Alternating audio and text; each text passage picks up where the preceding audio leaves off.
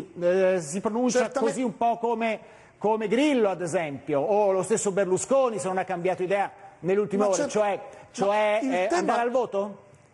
Ma certamente sì, il tema è: c'è un programma di governo del Paese, un programma di governo che mette in moto le famiglie, le piccole e medie imprese, interviene sulle banche per garantire crediti a tassi agevoli quando la BCE ti dà i soldi allo 0,25 e le banche finanziano al 7-8% quando ti danno i finanziamenti. Si vuole intervenire per le fasce sociali più deboli. Questo è il tema. Se questi programmi non ci sono e nessuno ne parla, vedete, appena c'è un disagio sociale qualcuno tira fuori il problema della legge elettorale, qualche altro tira fuori il problema dei marò.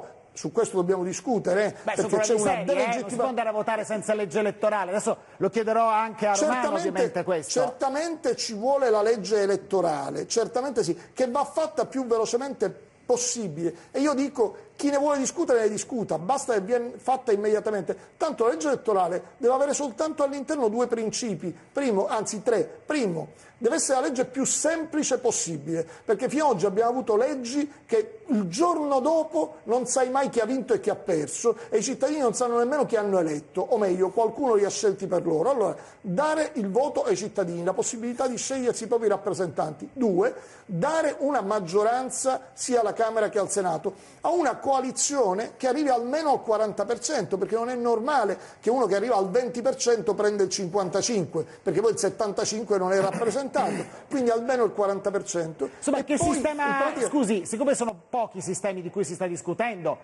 sistema spagnolo, il sistema dei sindaci, il Mattarello, cosa siete? La diciamo in maniera più semplice per la legge dei sindaci, che è l'unica legge in questo momento nel Paese. Il faccia a faccia, diciamo, doppio turno e vinca il migliore. Per essere... Certamente, doppio turno di coalizione. Se nessuna delle coalizioni arriva al 40%, le due coalizioni che sono arrivate ai primi posti vanno al ballottaggio per il premio di maggioranza. Chiarissimo. Guardi, basta valutare.